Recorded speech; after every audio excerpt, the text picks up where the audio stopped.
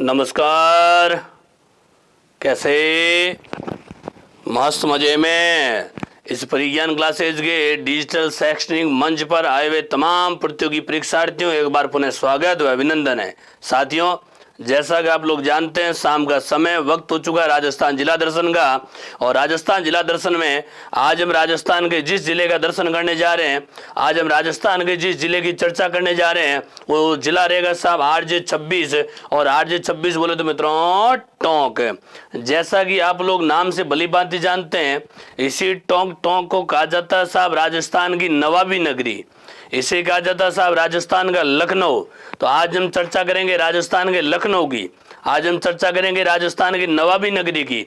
जैसा कि आप लोग नाम से भली भांति जानते हैं, समूचे राजस्थान की एकमात्र मुस्लिम रियासत वो कौन सी थी? टोंक। तो आज हम चर्चा करेंगे टोंक की।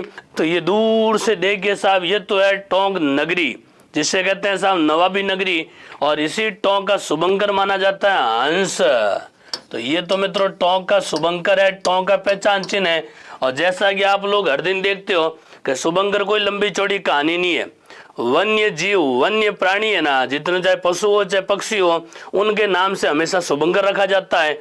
हाँ, तो मित्रों आज हम चर्चा करेंगे राजस्थान की नवाबी नगरी की। इसी टोंक के दो चार अगर नाम पूछे तो बताना साहब, इसे नवाबों की नगरी कहते हैं, इसे राजस्थान का लखनऊ भी कहा जाता है, इसे अदब का गुलशन भी कहा जाता है, इसे अख्तर शेर्स की नगरी भी कहा जाता है, इसे मीठे खरबूज का चमन भी कहा जाता है, इसे हिंदू मुस्लिम में एकता का मुखौटा भी कहा जाता है। और सबसे बड़ी बात ये, इसी टोंक में एक स्थान है, नाम है रेड, और उसी रेड को कहा जाता है राजस्थान की टाटा नगरी, या फिर कह सकते हो साहब प्राचीन भारत का टाटा नगर।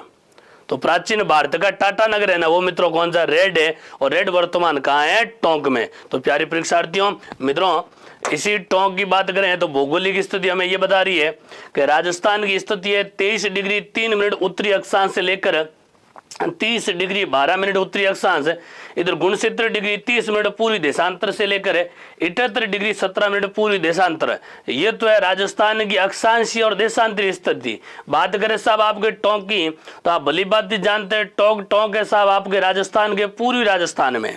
कौन से है? पूर्वी राजस्थान। और पूर्व में ज्यादा अगर कंफ्यूज हो तो कैसे साहब, उतना आपके दक्षिण पूर्वी राजस्थान में। बात करें टोंक की, तो वास्तव में टोंक ध्यान रखना किसी जमाने में अलग कोई रियासत थी नहीं। टोंक खुद किसका अंग था मित्रों? जयपुर का ही अंग था। तो ये कह सकते हो जयपुर से अलग हुई रियासत, उस रियासत का नाम क्या है? टोंक है। और इसी टोंक के आप देख सकते हो साहब सबसे टॉप में जो जिला वो मित्रों कौन सा? जयपुर है। तो एक तो हो गया जयपुर। जयपुर से तो इधर आओ तो थोड़ी सीमा लगेगी साहब आपके दौसा से। उसके बाद तीसरा जिला आएगा साहब सवाई माधोपुर, चौथा जिला आएगा आपके बूंदी, पांचवा आ जाएगा आपके कौन सा? भीलवाड़ा, और छठा जिला आएगा आपके कौन सा? अजमेर। तो आप ये भी कह सकते हो कि साहब 6 जिलों से, कितने? 6 जिलों से कह सकते हो साहब सीमा लग रही है किसकी? टोंक की। शुरुआत करें साहब, जयपुर, दौसा, सवाई माधोपुर, बूंदी, भीलवाड़ा और अजमेर। और ये टोंक का संभाग आप भली बात जानते हैं, जयपुर संभाग। और रियासत भी कौन सी पूरे है? जयपुर है। अब देखना साहब, वास्तव में देखा जाए ना तो टोंक में इतिहास की बात बताओ ना, तो अलग से टोंक नाम की पहले कोई रियासत वगैरह कुछ थी नहीं। कहानी क्या है सुने मित्रों, ध्यान रखना। आपने सुना होगा पुराने जमाने प्रदेश का नाम था मित्रों ढूंढाड़। कौन सा ढाड़ था? ढूंढाड़। और इसी ढूंढाड़ प्रदेश का स्थान था मित्रों, उस स्थान का नाम क्या बताओगे? टोंक है। वास्तव में देखा जाए तो टोंक पहले खुद किसका अंग था? ढूंढाड़ का था। और ढूंढाड़ की सबसे प्राचीन रियासत कौन सी बनी? आमेर बनी। इसी आमेर का बाद में नाम जयपुर हो गया।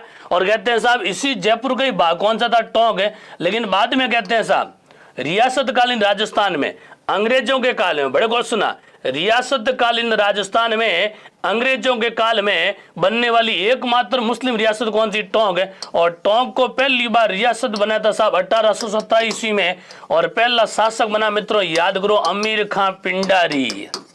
कौन सा पिंडारी है? अमीर का पिंडारी। यानी टोंक रियासत और टोंक नगर को बसाने वाला कौन सा पिंडारी बताओगे?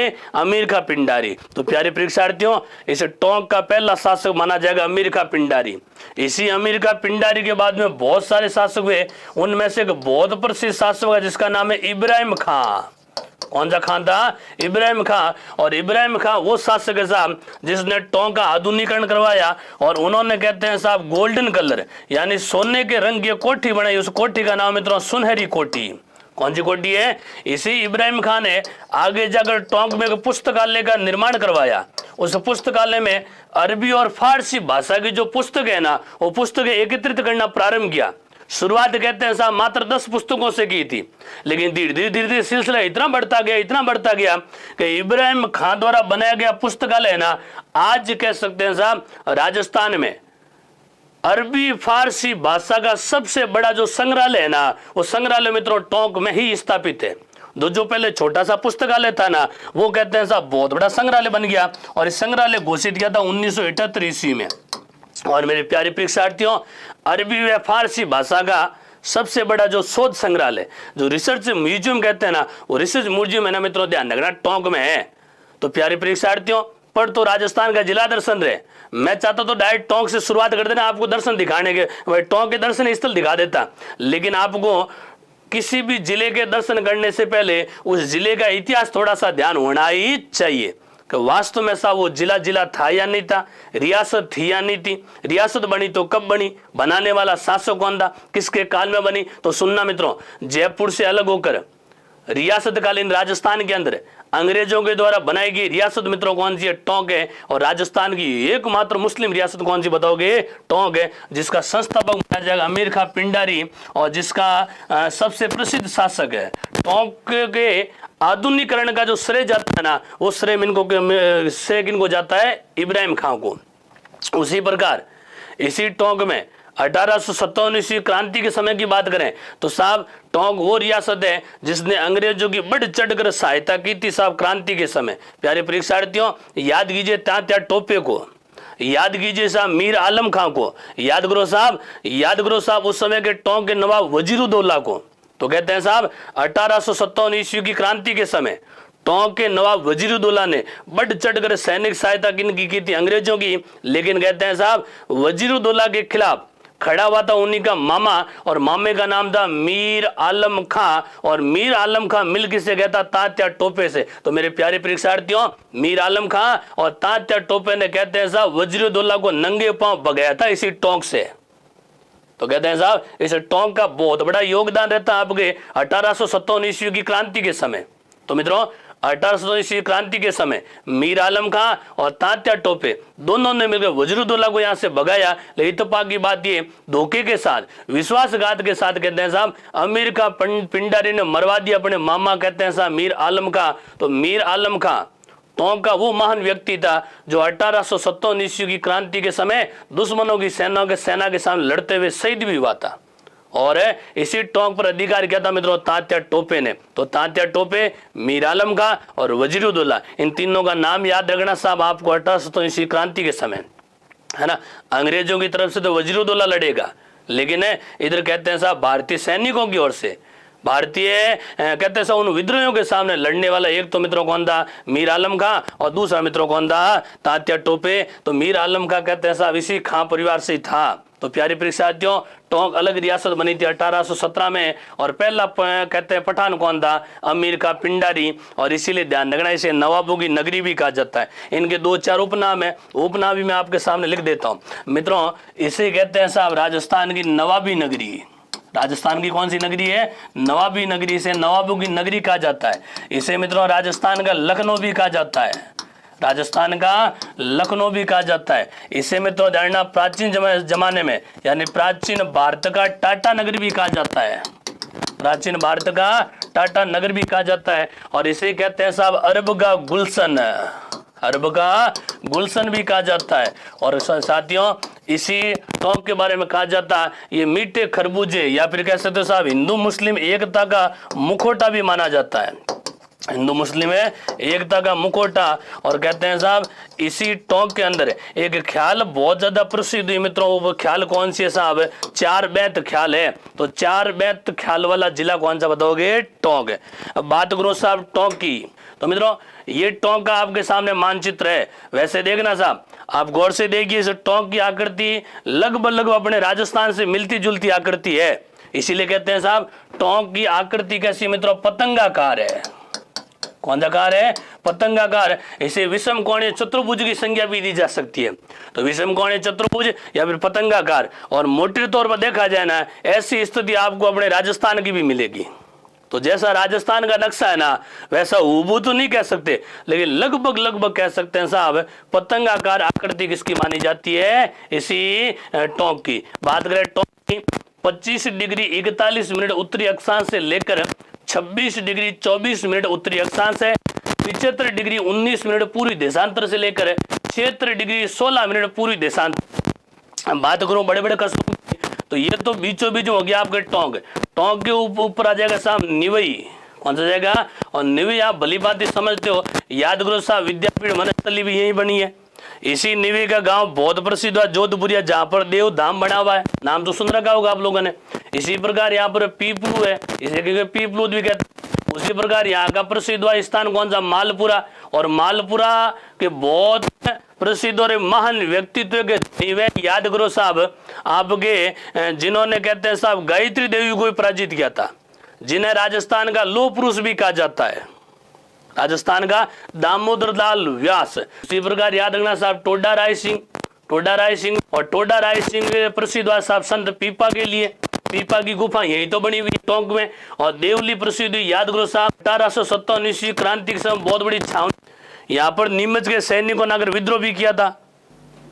इधर आ जाते हैं मित्रों, बात कर रहे हैं टोंक की, बात कर रहे हैं राजस्थान की नवाबी नगरी की, बात कर रहे हैं प्राचीन भारत की टाटा नगर की, बात कर रहे हैं साहब राजस्थान के लखनऊ की, बात कर रहे हैं साहब अरब के गुलिस्ता की, और बात कर रहे हैं साहब हम राजस्थान के इस जिले की जिसका नाम है टोंक है। अब हम बात कर रहे थे साहब टोंक के बड़े बड़े स्थान है, निवई है, पीपलू है, मालपुरा, टोडा राय सिंह है, देवली है। निवई विद्यापीठ वनस्थली के लिए प्रसिद्ध है, मालपुरा आशा भाई याद करो साहब भाई देवपुरा के लिए प्रसिद्ध है। उसके बाद टोडा राय सिंह पीपा की छतरी के लिए प्रसिद्ध है। देवली में बहुत बड़ी छावनी थी जहाँ पर विद्रोह हुआ 1857 क्रांति के समय। उसी प्रकार यहाँ स्थान एक दूनी है, उसी बाद उनियारा है। उनियारा की चित्र शैली बहुत ज्यादा प्रसिद्ध हुई है, और उनियारा शैली में तो लंडा डूंडाड़ की उप शैली भी मानी जाती है। तो अक्सर हम इस उनियारा शैली की चर्चा करते हैं साहब, जिस समय जयपुर आपको जयपुर की चित्रकला पढ़ाते हैं, और बीचों बीच में आपका कौन सा क्षेत्र आ जाएगा? टोंक। तो ये तो बड़े बड़े क्षेत्र हैं। बात करें टोंक के क्षेत्रफल की, तो 7194 वर्ग किलोमीटर क्षेत्रफल है साहब टोंक का। बात करें साहब टोंक की जनसंख्या की, तो 14,21,326 लोग, 326 मिनट फिलहाल निवास कर रहे हैं साहब कहाँ? टोंक के अंदर। बात करें साहब टोंक के आगे, तो टोंक का लिंगानुपात है मित्रों 952, यानी 1000 पुरुषों पर महिलाएं कितनी आती है साहब? आपके 952 महिलाएं हैं। जनसंख्या घनत्व की बात करें तो घनत्व है साहब 198 व्यक्ति प्रति वर्ग किलोमीटर। बात करें साहब साक्षरता दर की, तो यह 61.58% है, 61.58। विधानसभा क्षेत्र आपको 4 बताने हैं, और तहसील आपको कितनी बतानी है? 9 तहसील कितनी बतानी है? तो 9 तो तहसील है। टोंक में 4 विधानसभा क्षेत्र है, और उसी विधानसभा क्षेत्र में सबसे चर्चित जो विधानसभा क्षेत्र माना जाता है वो कौन सा? मालपुरा वाला है। क्यों माना जाता? मालपुरा वो विधानसभा क्षेत्र है जहां से विधायक के रूप में जीते थे। जीतने वाले कौन थे? याद करो साहब राजस्थान के लोह पुरुष दामोदर लाल व्यास, जिन्होंने कहते हैं साहब जयपुर की महारानी साहिबा, जिन्होंने राजस्थान की प्रथम महिला सांसद गायत्री देवी को पराजित किया था साहब उसी मालपुरा सीट से। तो मित्रों मालपुरा सीट के महान विधायक जिनका नाम है आप बार बार मैं कह रहा हूँ याद करो साहब, उन्हीं असावा साहब, उन्हीं असावा के बारे में हम चर्चा करते हैं साहब राजस्थान एकीकरण के समय भी।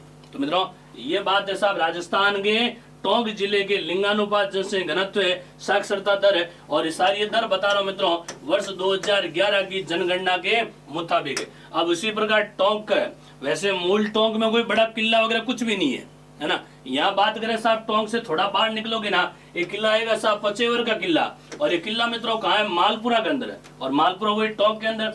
इस किले वैसे ये किला था मित्रों जयपुर के शासक याद करो सवाई माधो सिंह, याद आ रहा कुछ? सवाई माधो सिंह है, तो सवाई माधो सिंह अधीन था, लेकिन सवाई माधो सिंह के एक कह सकते हो साहब सामंत, और सामंत का नाम था कहते हैं साहब ठाकुर अनूप सिंह खंगारोत। ठाकुर कौन थे? अनूप सिंह खंगारोत। तो कहते हैं साहब अनूप सिंह जो खंगारोत है ना, उन खंगारोत जी को ये किला कह सकते हो साहब उपहार में दे रखा था, और कहते हैं साहब इस किले पर मालिकाना हक किनका था? अनूप सिंह खंगारोत का था, और अनूप सिंह खंगारोत ने आगे जाकर कहते हैं साहब इस किले को वर्तमान स्वरूप दिया था, वर्तमान है, और वर्तमान स्वरूप दिया था मित्रों 1758 ईस्वी में। 1700, तो प्यारे परीक्षार्थियों 1758 ईस्वी में सवाई माधो सिंह के समय, और सवाई माधो सिंह आपको याद आ ही गए होंगे, माधो सिंह प्रथम, यादगुरु साहब ईश्वरी सिंह के छोटे भाई, है ना। तो ईश्वरी सिंह के छोटे भाई सवाई माधो सिंह के अधीन था पचेवरा की जागीर सौंप दी सा अनूप सिंह खंगारोत को। और जैसा कि आप लोग खंगारोत नाम सुन रहे हो ना, यादगुरु साहब खंगारोत वो सामंत थे जो कहते हैं साहब आमेर के कछुआओं के सबसे निकट सामंत माने जाते थे। जैसा मैं आपको मेवाड़ बताता हूँ ना कि साहब मेवाड़ के सिसोदिया राजवंश के सबसे निकट सामंत जो माने जाते हैं ना, वो माने जाते हैं सलूम्बर के चुंडावत। उसी प्रकार ध्यान रखना, आमेर के कछुआओं के सबसे निकट सामंत कौन माने जाते थे? खंगारोद। और अक्सर कहते हैं साहब खंगारोद वही है जो कहते हैं साहब सुरक्षा का कार्य जिम्मा संभालते थे कि इनका कछुआओं का, है ना। तो मित्रों इसी पचेवरा के किले का निर्माण करवाया। इस किले को 4 बुर्जों वाला किला भी कहते हैं साहब। इस किले में अलग अलग रूप से 4 बुर्ज बने हुए हैं। और कहते हैं साहब इस किले की विशेषता है कि दुश्मनों द्वारा अगर कोई तोप या गोला चलाया जाता है ना, तो कहते हैं साहब गोला यहाँ गिरता नहीं बल्कि ऊपर से निकल जाता। या फिर कहते हैं साहब दुर्ग में इतनी मिट्टी डाल रखी थी कि दुर्ग की दीवार में वो गोला धंस जाता। या तो कहते हैं साहब जो गोला चलता तो कहते हैं साहब किले में गिरता ही नहीं बल्कि किले से ऊपर से चला जाता। और या फिर कहते हैं अगर दीवार पर गिरता ना तो दीवार के अंदर ही गोला धंस जाता। विस्फोट चाहे कितना ही बड़ा हो, किसी प्रकार की कोई क्षति होती ही नहीं। और इसी दुर्ग में कहते हैं साहब पाड़ा चक्की भी स्थित है ना। पाड़ा चक्की में समझते हो, वही भैंस का चौरा बोलो तो पाड़ा, तो पाड़ाओं के द्वारा चक्की खींचने का काम भी साहब कहते हैं इसी पचेवर के किले में किया जाता था। तो ये पुराने जमाने किले, वर्तमान इसे थोड़ा थोड़ा कहते हैं हेरिटेज का लुक भी दिया जा रहा है। और आगे चलते हैं। उसी प्रकार थोड़ा सा आगे जो गया कंकोड़ा का किला, ये कंकोड़ का किला कहते हैं साहब गुमानपुरा गांव माना जाता है। पूर्ण रूप से जीर्ण शीर्ण हो चुका है। और कहते हैं साहब इस किले को वर्तमान स्वरूप दिया था साहब, कहते हैं साहब कोटा के शासक नामदार राम सिंह। तो राम सिंह के समय ये चर्चित हुआ था साहब कंकोड़ का किला गुमानपुरा गांव में। और इसी किले के निकट वैसे ये किले का दृश्य है, आप खुद देख सकते हो, केवल अवशेष मात्र बचे हैं, पूरा खंडर हो चुका है। और ये ना तो कोई निजी धरोहर है और वैसे राज्य के धरोहर है। उनकी दशा और दिशा कैसी होती है आप भली भांति समझते हैं। जो निजी हाथों में ना उनकी तो स्थिति बहुत ही भाई अभी भी ढंगी है। लेकिन जो किसी न किसी कह सकते हो साहब जो कि कोई धरोहर बन जाती है, चाहे राज्य धरोहर हो, चाहे केंद्र की धरोहर हो, चाहे यूनेस्को की धरोहर हो, उन धरोहरों के तो हाल खराब भी पड़े हैं। ये देख सकते हो अवशेष मात्र है, खंडर मात्र है, यानी इसे भूतिया किले के जैसे भी कह सकते हो। और दूसरा ये भी है कि रात्रि काल सूर्यास्त होने के बाद यहाँ पर आपको कोई भी पर्यटक नजर नहीं आएगा। उसी कांकेड़ के किले के पास से कहते हैं साहब एक आकृति बना रखी है जिसे कहते हैं हाथी बाटा। वो यही गांव कौन सा? गुमानपुरा गांव। ये एक पत्थर की चट्टान बना रखी है और उसी चट्टान को हाथी का रूप दिया हुआ है। और इस चट्टान, इस हाथी का रूप वाली ये चट्टान बनी थी, मैं तो याद करो थोड़ी देर पहले बताया था साहब राम सिंह के काल में। तो राम सिंह के काल में किला बना और राम सिंह के काल में इसी गुमानपुरा गांव में यहाँ पर कहते हैं साहब यहाँ के जो स्थानीय जो भाई सामंत कह सकते हो उनका नाम था रामनाथ सियात। कौन सा नाम था?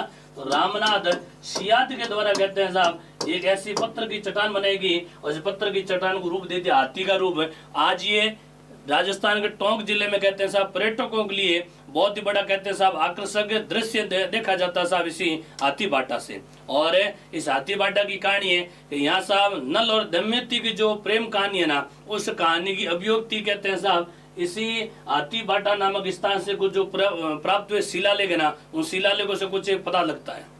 हाँ, और आगे चलते हैं। उसी प्रकार यहाँ टोंक का सबसे प्रसिद्ध जो महल है वो महल कौन सा? मित्रों राजमहल। ये तो बाहर की स्थिति है, लेकिन अंदर से बहुत ही भाई सुंदर कैसे तो दृश्य है। सुंदर दृश्य क्यों? कि अब ये राजमहल नहीं रहा साहब, या महल नहीं रहा, बल्कि इसे हेरिटेज होटल का रूप दे दिया है ना। और विशेषकर देखने दर्शनीय स्थल क्यों है कि साहब इसी के किनारे गुजरती है नदी, और नदी कौन सी है? बनास नदी। जैसा कि आप लोग देख पा रहे हैं, मैं छोटे छोटे चित्र में दिखा रहा हूँ, ये बनास नदी है और नदी के निकट बना हुआ राजमहल। ये राजमहल के अंदर का दृश्य है, ये भी अंदर का दृश्य है, ये बाहर का दृश्य है। तो अब ये राजमहल ध्यान रखना बहुत बड़ा रेस्टोरेंट बन चुका है।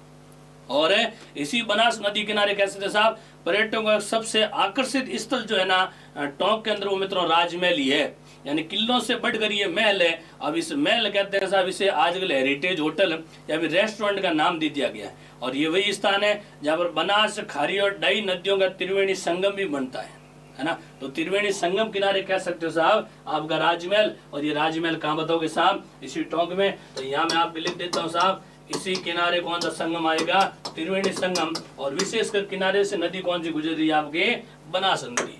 और आगे चलते हैं, यहाँ पर है सुनहरी कोठी। जैसा कि मैंने आपको शुरू में बताया था कि साहब इस टोंक नामक इस रियासत की स्थापना करने वाला तो कौन था? याद करो, अमीर का पिंडारी। तो अमीर का पिंडारी के समय 1824 ईस्वी में इसे कहते हैं साहब सुनहरी कोठी का निर्माण कार्य प्रारंभ हो गया था, लेकिन निर्माण पूरा नहीं हुआ था। बाद में कहते हैं साहब निर्माण कार्य में कुछ एक योगदान दिया था साहब 1834 में नवाब वजीरुद्दौला ने, जिनकी चर्चा मैंने की थी, है ना भाई। अमीर का पिंडारी तो टोंक का पहला नवाब था। वजीरुद्दौला की चर्चा की जाती है 1857 ईस्वी की क्रांति के समय। तो कहते हैं साहब शुरुआत करवाई थी अमीर का पिंडारी ने, थोड़ा सा रूप परिवर्तन किया था साहब वजीरुद्दौला ने। तो इनके समय कहते हैं साहब ये कोठी, ये महल पूर्ण रूप से बना ही नहीं। आखिर में कहते हैं साहब इसी कोठी का वर्तमान स्वरूप, कोठी का जीर्णोद्धार, कोठी का पुनर्निर्माण जो करवाया ना, वो करवाया था मित्रों इब्राहिम खान ने। कौन से खान है? इब्राहिम खान कराया। और कहते हैं साहब इसी कोठी के अंदर कहते हैं साहब सोने की मीनाकारी की गई है ना। तो इसीलिए इसको कहें कि ध्यान रखना भाई स्वर्ण मंदिर या स्वर्ण महल के नाम से भी जाना जाता है। और इसी का कहेंगे नाम शीश महल भी बनता है। कौन सा महल है? जिसे शीश महल या फिर कह सकते हो साहब जो स्वर्ण महल है ना, उस महल का निर्माण। वैसे सुनहरी का मीनिंग गोल्ड ही होता है ना। तो गोल्डन कोठी कह सकते हो आप इसे, लेकिन इसके निर्माण करने का जो श्रेय जाता है किसको जाता है? इब्राहिम खान को ही जाएगा। वैसे शुरुआत तो पिंडारी, अमीर का पिंडारी के समय हो गई थी, लेकिन वो उस समय पूर्ण रूप से बना ही नहीं था। उस समय आकार अलग था। इससे कह सकते हो साहब सुनहरा जो रंग दिया ना, इसे गोल्ड रंग जो दिया ना, वो देने वाले मित्र कौन है? इब्राहिम खान। और कहते हैं साहब ये कोठी है ना, कोठी आप देख सकते हो साहब एक नहीं बल्कि 2 मंजिला कोठी है। कितनी मंजिला है? 2 मंजिला कोठी का निर्माता पूछे तो कौन बताओगे साहब? इब्राहिम खान है। और इसी कोठी को गोल्ड मिशन ऑफ टोंक भी कहा जाता है। तो गोल्ड मिशन ऑफ टोंक के नाम से कोठी प्रसिद्ध है सुनहरी। इसी प्रकार यहाँ पर एक रानी की बावड़ी प्रसिद्ध है, हाड़ी रानी की बावड़ी। जैसा कि आप लोगों ने नोट किया होगा, राजस्थान का हर किला दे उठाकर देख लेना साहब, उस किले में आपको कहीं न कहीं आपको बावड़ी जरूर मिलेगी, जलाशय जरूर मिलेगा। कारण क्या कि राजा महाराजा और उनकी रानियों के कहते हैं साहब क्रीड़ा स्थली हमेशा बावड़ी ही होती थी। उनको भी कुछ हरा भरा चाहिए था। अब उस समय कोई मामला कोई एयर कंडीशन वाला तो था नहीं, एशिया तो कोई थी नहीं, तो ये बावड़ियों को ध्यान रखना एशिया के रूप में काम लेते थे। तो कहते हैं साहब हर किले में बावड़ी होती थी। तो ये हाड़ी रानी की बावड़ी है ना, ये बावड़ी कहते हैं साहब अमीर का पिंडारी के आने से बहुत पहले की है, जिस समय टोंक पर राज हाड़ाओं का था। और कहते हैं साहब 12वीं शताब्दी बनाई गई है। और इस बावड़ी की आकृति कैसी मित्रों? आयताकार आकृति है। कैसी आकृति है? तो आयताकार रूप में ये कहते हैं साहब ये बनी हुई है। और ये हाड़ी रानी की बावड़ी बनी है मित्रों टोंक के टोडा रायसिंह में। यहाँ पर बनी है टोंक के टोडा रायसिंह में। और इसी टोडा रायसिंह ये बावड़ी, और इस बावड़ी के बारे में कहते हैं साहब यहाँ पर आपके बॉलीवुड मूवी जिसका नाम सुना तो पहेली, नाम सुना होगा। तो कहते हैं साहब उस पहेली मूवी की जो शूटिंग हुई थी ना, वो शूटिंग कहते हैं साहब इसी हाड़ी रानी की बावड़ी से हुई है। यहाँ पर अमिताभ बच्चन है और शाहरुख खान साहब है, वो भी आए हुए हैं। तो अमिताभ बच्चन और शाहरुख खान की जो पहली मूवी है ना, उसके कुछ एक दृश्य है ना यहीं से शूट किए हुए है ना। तो आप ये कह सकते हो कि राजस्थान की वैसे धरना पहली मूवी से हमें एक बात और याद आती है, जो पहली जो मूवी बनी थी ना, उसकी जो पटकथा लिखी गई था ना, वो ध्यान रखना अपने विजयदान देथा का एक उपन्यास था।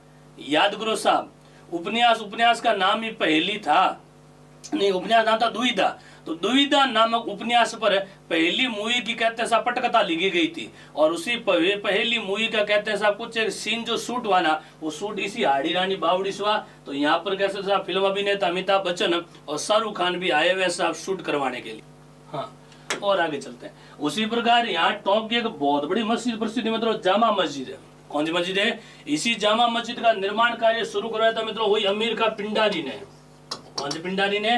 वैसे जिस प्रकार उस सुनहरी कोठी का निर्माण कार्य प्रारंभ करा अमीर का पिंडारी ने, उसी प्रकार कहते हैं साहब अमीर का पिंडारी ने इसका निर्माण कार्य प्रारंभ करवाया और बाद में कहते हैं ऐसा इसका निर्माण कार्य पूरा करवाया था वजीरुद्दौला ने। तो निर्माण पूर्ण करवाया था वजीरुद्दौला ने और निर्माण कार्य प्रारंभ करवाया था अमीर खां पिंडारी ने। तो ये जामा मस्जिद कैसे तो साथ टोंक के बीचों बीच में, और इसी जामा मस्जिद में वही आपके जो भी भाई नमाज वगैरह अदा की जाती है ना, ये तो आपके बाहर का दृश्य हो गया और ये आपके अंदर का दृश्य हो गया साहब मस्जिद का दृश्य है। उसी प्रकार यहाँ पर रजिया सुल्तान का भी मकबरा बना हुआ है। वैसे आपको ध्यान होना चाहिए, रजिया सुल्तान का मकबरा है ना, वो तो आपके मित्रों ध्यान हरियाणा में बना हुआ है। रजिया सुल्तान की मृत्यु कहते हैं साहब हरियाणा में हुई थी, कई कहते हैं साहब चांदनी चौक दिल्ली में भी मकबरा बना हुआ है ना। लेकिन एक कहते हैं मकबरा नहीं कह साहब, इसे मजार कह सकते हो, है ना, तो कह सकते हैं साहब। उसी प्रकार यहाँ रजिया सुल्तान के मजार है ना, वो भी कहते हैं साहब टोंक बनी। लेकिन इस टोंक वाली कहते हैं साहब मजार का भाई मजार के बारे में स्पष्ट रूप से बताने वाले यानी इसका प्रमाण देने वाले थे डॉक्टर सैयद सादिक अली। आप कहते हैं साहब भारत की प्रथम मुस्लिम महिला शासक रजिया का मकबरा मानने या कहते हैं ये जो मजार है ना मानने से इनकार करते हैं। कहते हैं साहब ये जो मजार है ना, ये मजार रज्जो बेगम की मजार बताया जाता है।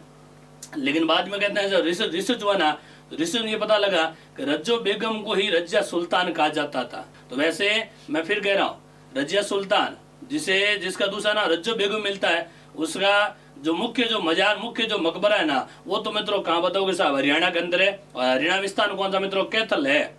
दूसरा बना तुर्कमान गेट चांदनी चौक दिल्ली के अंदर।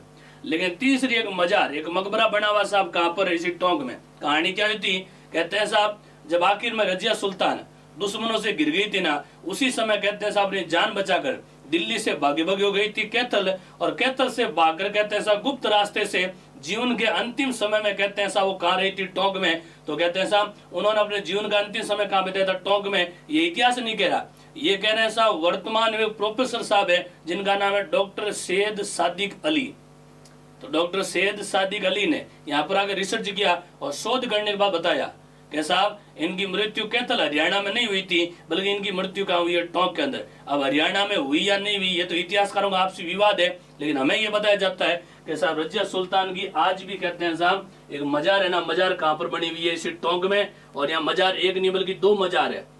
यहीं पर कहते हैं साहब इनके प्रेमी है ना, इनके प्रेमी की भी मजार बनी हुई है ना। तो कहते हैं साहब प्रेमी और प्रेमिका दोनों की मजार कहाँ पर है, इसी टोंक के अंदर। और आगे चलते हैं, इसी के भाई कैसे साहब टोंक में कल्याण जी का मंदिर बना डिग्गी के अंदर। ये कल्याण जी का मुख्य द्वार है साहब, ये कल्याण जी की मुख्य मूर्ति है। और आप याद करो साहब कल्याण जी वही है जो हम आपको जिस समय पढ़ाते हैं साहब राजस्थान के मेले त्योहार, तो बताते हैं साहब कल्याण जी डिग्गी के राजा माने जाते हैं। कल्याण जी को याद करो साहब कुष्ठ निवारक लोक देवता भी कहा जाता है ना। और कल्याण जी माने जाते हैं विष्णु के अवतार माने जाते हैं। और ये मंदिर एक नहीं बल्कि कहते हैं साहब 16 खंभों पर आधारित मंदिर है। और इसी मंदिर में यहाँ कहते हैं साहब मेला एक तो लगता है भाद्रपद मास में, लेकिन मुख्य मेला लगता है श्रावण शुक्ल एकादशी से लेकर पूर्णिमा तक। एकादशी से लेकर पूर्णिमा तक कहते हैं साहब मेला। और मेला कहाँ पर लगता है, इसी कह सकते हो साहब कल्याण जी के मेले में। और कल्याण जी माने जाते हैं साहब कुष्ठ निवारक लोक देवता, इन्हें आप विष्णु का अवतार भी कह सकते हैं। किसका अवतार है। और वैसे कहते हैं साहब आप थे तो डिग्गी के राजा, अब कहाँ आवश्यकता पड़ी। वैसे कहते हैं खुद पहले कल्याण जी कुष्ठ रोगी बने थे और बाद में कुष्ठ रोग से मुक्त किया था भगवान विष्णु ने। यानी कल्याण जी को नया जीवन किसने दिया था, भगवान विष्णु ने दिया था, इसीलिए इन्हें विष्णु का अवतार माना जाता है। और साथ में वरदान भी दिया कि आज के बाद कोई भी कुष्ठ रोगी व्यक्ति आपके इस मंदिर इस द्वार पर आएगा ना, तो आपके नाम की तांती बांधने से क्या हो जाएगा, स्वस्थ हो जाएगा। उसके बाद कहते हैं साहब आप कुष्ठ रोग निवारक देवता भी माने जाते हैं। वैसे आप किसी जमाने में राज्य के राजा थे, अब कहाँ आवश्यकता पड़ी भाई राजा को कैसे तो साहब रोगी बनने की, इसके पीछे बहुत लंबी चौड़ी कहानी है। इतिहास जब पढ़ेंगे, जब आर्ट एंड कल्चर पढ़ेंगे तो आपको डिटेल बताऊंगा भी मैं। आज का मंदिर नहीं है, इसे भी कहेंगे लोग कहते हैं स्वयं भू मूर्ति, अपने आप निकली हुई मूर्ति है। ये भी बहुत लंबी चौड़ी कहानी है कि झील किनारे कहते हैं साहब चलती हुई झील, चलती हुई नदी में ये कहते हैं साहब वहां का कोई बढ़िया था, उस बढ़िया को पहली बार कहते हैं साहब भगवान विष्णु के रूप में कल्याण जी की मूर्ति वगैरह मिली थी। और फिर कहते हैं साहब उसी बढ़िया ने इस मूर्ति को स्थापित करवाया। और बाद में कहते हैं साहब इस मंदिर का जीर्णोद्धार, इस मंदिर के बारे में कहते हैं साहब, इस मंदिर को वर्तमान स्वरूप दिया था साहब राणा सांगा ने, है ना। और कल्याण जी किसी जमाने राजा, राजा से बने तो रोगी, और रोगी क्यों बने, याद करो साहब, इन्हीं कल्याण जी और कल्याण जी के समय पृथ्वी लोक पर 12 वर्ष श्राप से पीड़ित होकर कौन आई थी, उर्वशी। भाई इंद्र लोक में रहने वाली परी का नाम था उर्वशी, और उर्वशी को भगवान इंद्र ने श्राप दिया था 12 वर्ष तक पृथ्वी लोक पर रहने का। और उन्हीं 12 वर्षों के दरमियान कहते हैं साहब कल्याण जी और उर्वशी दोनों की मेल मुलाकात हुई। मुलाकात आगे बढ़ती गई और ये मुलाकात किस समय प्रेम में बदल गई, इन दोनों को खुद को पता लगा ही नहीं। और जिंदगी भर एक साथ बंधन में रहने की दोनों ने क्या ली, कसम भी ली। लेकिन कहते हैं साहब उर्वशी और कल्याण दोनों ये भूल चुके थे कि भगवान इंद्र ने केवल 12 वर्ष के लिए ही छुट्टी दी थी, परमानेंट छुट्टी सेशन नहीं की थी उन्होंने वहां से 12 वर्ष के लिए भेजा था साहब, कौन से लोग, पृथ्वी लोक में। लेकिन उन 12 वर्षों के दरमियान कहता है साहब उर्वशी पृथ्वी लोक पर रही, लेकिन रही किन के साथ, कल्याण जी के साथ। उसी समय कहते हैं साहब 12 वर्ष पूर्ण होते पुनः आते हैं साहब इंद्र भगवान आते हैं साहब पृथ्वी लोक उर्वशी को लेने। अब कहते हैं साहब इंद्र लोक से रवाना हुए थे भगवान इंद्र, आ रहे हैं साहब पृथ्वी लोक में, और आते हुए कहते हैं साहब वैकुंठ में विराजमान कौन थे, भगवान विष्णु। और चलते हुए इंद्र भगवान ने कह दिया विष्णु जी जा रहे हैं पृथ्वी लोक पर लेने उर्वशी को, आप भी वैकुंठ में विराजमान हो, वर्षों से यहाँ बैठे हो, चलो चलते हैं पृथ्वी लोक का सैर भी कर लेंगे, पृथ्वी लोक का भ्रमण भी कर लेंगे, और साथ ही साथ में ले आएंगे साहब इनको, उर्वशी को। अब जैसे इंद्र और विष्णु दोनों यहाँ पहुंचे डिग्गी में, उन्हें वो तो साहब भगवान तो भगवान है, दिव्य दृष्टि से पता लग गया साहब उर्वशी तो यहाँ बैठी है डिग्गी के अंदर। तो कहते हैं साहब कल्याण जो इंद्र भगवान, एक युद्ध हुआ था, उस युद्ध में आखिर में जीते को इंद्र गान किया, भगवान तो भगवान है। तो इंद्र भगवान के जीतने के बाद इंद्र ने जैसे उर्वशी को प्राप्त किया, और उर्वशी को लेकर कहते हैं साहब इंद्र भगवान लेकर जा रहे हो इस इंद्र लोक की ओर, और जाते हुए उर्वशी ने कहते हैं साहब कल्याण जी को श्राप दिया। श्राप ये उर्वशी ने कह दिया कल्याण जी आपके रूप पर मोहित होकर मैंने आपके साथ 12 वर्ष बिताए, लेकिन अब आप मुझे रोकने में असमर्थ रहे, तो मैं आपको श्राप देती हूँ, या आपका रूप बन जाएगा कुष्ठ रोगी का। तो इतना तथास्तु कहते हैं साहब, कहते हैं साहब हट्टे कट्टे जो राजा थे, कहते हैं साहब तत्काल रूप से क्या बन गए, कुष्ठ रोगी बन गए। और ये सारा माजरा कौन देख रहे थे, विष्णु भगवान देख रहे थे। अब विष्णु जी मन ही मन सोचने लगे कि साहब पहले तो बिल्कुल हट्टे कट्टे थे, स्मार्ट से राजा थे, लेकिन एक ही पल में आप कौन से रोगी बन गए, कुष्ठ रोगी बन गए, मामला गड़बड़ है। तो उसी समय विष्णु भगवान ने कह दिया इंद्र जी आप उर्वशी को लेकर चलिए, मैं कई दिन भ्रमण करूंगा पृथ्वी लोक का। अब भगवान विष्णु ने पता लगा लिया कि साहब ये कल्याण जी ये प्यार के मारे हैं, इसीलिए उसी समय कहते हैं साहब भगवान विष्णु ने इन कल्याण जी को इस प्यार के मारे कल्याण जी को कुष्ठ रोग से मुक्त भी किया, और साथ में कहते हैं साहब एक वरदान भी दिया कि आज के बाद कोई भी कुष्ठ रोगी आएगा आपके नाम की ताती बांधेगा, ताती में समझते होंगे डोरी बांधेगा, वो क्या हो जाएगा, स्वस्थ हो जाएगा। तो कहते हैं साहब कुष्ठ रोग का निवारण होता साहब इन्हीं कल्याण जी के मंदिर में, है ना। तो सिंपल सी कहानी ये कि आप भी साहब किसके मारे थे, प्यार के मारे थे।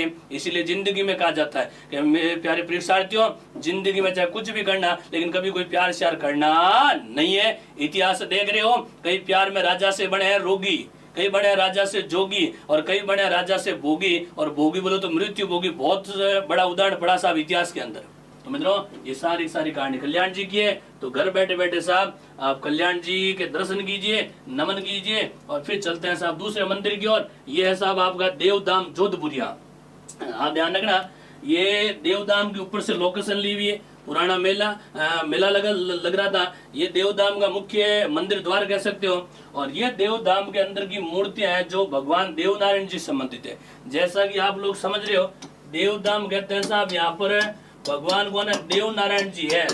देवता कौन, देवनारायण जी। और आप माने जाते हैं गुर्जरों के लोग देवता कौन है, प्यारे परीक्षार्थियों। देवनारायण जी का जन्म तो हुआ है आसिंद में, आसिंद वर्तमान का भीलवाड़ा में, लेकिन कहते हैं साहब देवनारायण जी का निर्वाण इन्होंने कहते हैं साहब समाधि, इन्हें मोक्ष की प्राप्ति हुई थी साहब जोधपुरिया गांव में। जोधपुरिया गांव का निवी में, और निवी वर्तमान का टोंक में, और वहां पर कहते हैं साहब एक धाम बना, उस धाम का नाम कौन सा धाम है, देवधाम है। तो प्यारे परीक्षार्थियों, गुर्जरों के लोक देवता, फिर कह रहा हूं मैं देवनारायण जी, और देवनारायण जी का कहते हैं साहब एक बहुत बड़ा मंदिर कहां पर बना हुआ है, इसी जोधपुरिया गाँव में। वैसे ये तो जोधपुरिया है, लेकिन ध्यान रखना एक सभ्यता का नाम, उसका नाम है जोधपुरा। वो कहाँ है, जयपुर के अंदर। जो जोधपुरा जयपुर में, जोधपुरिया टोंक में, और हम फिलहाल जहाँ खड़े हैं, जहाँ से परिज्ञान क्लासेस का यूट्यूब चैनल संचालित हो रहा है ना, वो स्थान कौन सा? जोधपुर है। तो जोधपुर अलग है, जोधपुरा अलग है, और जोधपुरिया अलग है। तो जोधपुर, जोधपुरा, जोधपुरिया, है ना। जोधपुर एक नगर का नाम है, जोधपुरा एक सभ्यता का नाम है, और जोधपुरिया एक कह सकते हो साहब धार्मिक स्थल का नाम है। तो प्यारे परीक्षार्थियों, इसी देवधाम में देवनारायण जी का मेला, और मेला लगता है साहब भाद्रपद मास में। कौन मास में? भाद्रपद मास में। और कहते हैं साहब मेला लगता है भाद्रपद शुक्ल सप्तमी को, लेकिन मेला वर्ष में 2 बार लगेगा। दूसरा मेला लगेगा माघ मास में। कौन से मास में? और माघ मास में कहते हैं साहब माघ शुक्ल सप्तमी को। तो भाद्रपद शुक्ल सप्तमी अष्टमी और माघ शुक्ल सप्तमी अष्टमी को मेला लगता है साहब देवनारायण जी के। तो प्यारे परीक्षार्थियों, देवनारायण जी का मेला वर्ष में 1 बार नहीं बल्कि कितनी बार है? 2 बार है। लेकिन मुख्य मेला बताओगे साहब भाद्रपद मास में। तो आप गुर्जरों के देवता देवनारायण जी, जैसा कि आप लोग नाम सुनते हो, भली बात समझते हो भाई, खुशी, बांडी और मासी तीनों नदियों का संगम होने से त्रिवेणी संगम का बांध भी कहा जाता है। और यहाँ पर वर्ष में 2 बार मेले लगते हैं। मेले को लक्की मेला भी कहा जाता है। एक दिन में कहते हैं साहब 1 लाख लोग इकट्ठे हो जाते हैं। लक्की, वो लक वाला लक्की नहीं है, ध्यान रखना, है ना। एक दिन में 1 लाख लोग इकट्ठा होते हैं। वैसे मूलतः लक्की मेला केला देवी का मेला, वो भी लक्की मेला ही कहलाता है। लेकिन यहाँ भी कहते हैं साहब एक दिन में 1 लाख लोग इकट्ठे हो जाते हैं, तो इसे लक्की मेला कहते हैं। गुर्जरों का बहुत बड़ा मेला लगता है। और इन्हीं देवनारायण जी के इतिहास तो हम बहुत पहले बता चुके हैं। इन पर डाक टिकट भी जारी हुआ है।